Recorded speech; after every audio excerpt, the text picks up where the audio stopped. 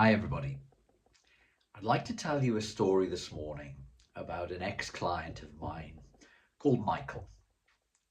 He's not really called Michael, but for the sake of this video, his name is Michael. Michael was a nice man, a kind man, a gentle man. And Michael had a fear of physical conflict, confrontation.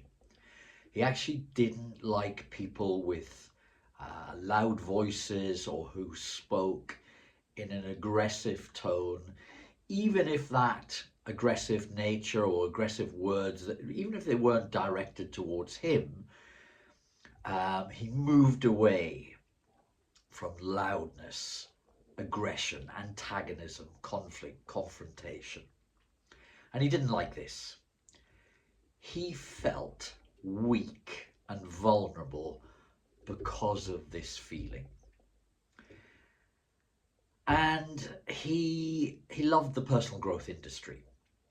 And one of the books he particularly took to was Susan Jeffers' Feel the Fear and Do It Anyway. Now, please, this is not a criticism of that book. I've read that book. I think it's a great book. And before I go into this story, let me say that if you feel fear and then take action to override that fear, that's a good thing. I agree with that. Action trumps fear. But in this case, Michael misinterpreted that. And he called me one day very excited because he felt he'd found the solution to his problem of being afraid of physical threat. He lived in a big city in the UK, and his idea was to go to the roughest, most downtrodden part of the city. He was going to cause a fight.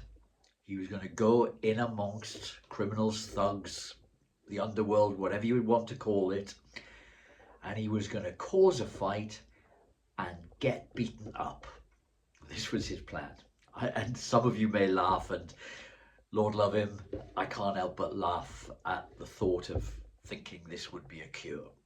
But in all seriousness, he believed this would work. This would cure my fear of physical attack, he said. Feel the fear and do it anyway. I've got fear of physical attack. I'll be physically attacked. That'll overcome the fear. Now, I've practiced martial arts for a lot of years. So, I've done kickboxing, I've done kung fu, I've done a number of different martial arts. I've been hurt in those, when you spar, when you when you fight, you get hurt. And sometimes you get hurt and you get the wind knocked out of you and you think, oof, you feel pain. I knew from my experience in life, obviously an experience that Michael had never had, that this could be serious. That, this man did not realize thugs, hooligans, whatever you want to call them, do not think the way he thinks. They wouldn't beat him up to a certain point and then go, he's had enough, he's overcome his fear, leave him alone now. They could well have killed him. They could well have knifed him. They could well have put him in hospital for the rest of his life. This was a bad idea. And so I just want to kind of demonstrate that, and this is an extreme, feel the fear and do it anyway isn't always the solution.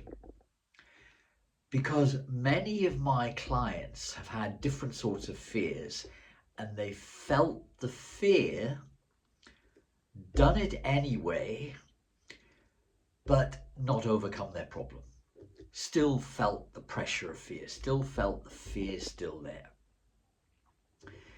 So my job has been to help them get to see, why has that fear appeared in the first place? Fear appears in people's lives for a reason, to teach us something. When we become better friends with fear, when we think about why has that fear come into my life, then we can start to understand it. We can start to take the actions we need to dilute it. This is quite hard to do when you're in the situation yourself. As you can see from Michael's episode, he was so confused that he was going to do something quite drastic. And that's where people need somebody like myself or some other coach or mentor, somebody outside of yourself, somebody detached from the situation to help provide the right questions so that we start to see, well, why has that particular fear come into my life? What is it there to teach me? And so I hope you can learn from Michael's incident and Michael's thoughts. Suffice to say, I advised him not to take the route that he was going to take. And without going into finer detail, he and I worked for some time and we started to see where the fear came from, how it was a lesson. It was just there to teach him some other things. And he eventually, released and let go of that particular fear. You can do the same. But just think, what are you fearful of? What is that fear there to teach you? If you're a person who journals, journal about it. Ask yourself, this fear is here to teach me something. What can I learn from it, and what is it there for? I hope this helps you. Don't go into the rough part of your city and get beaten up, please. Have a great week.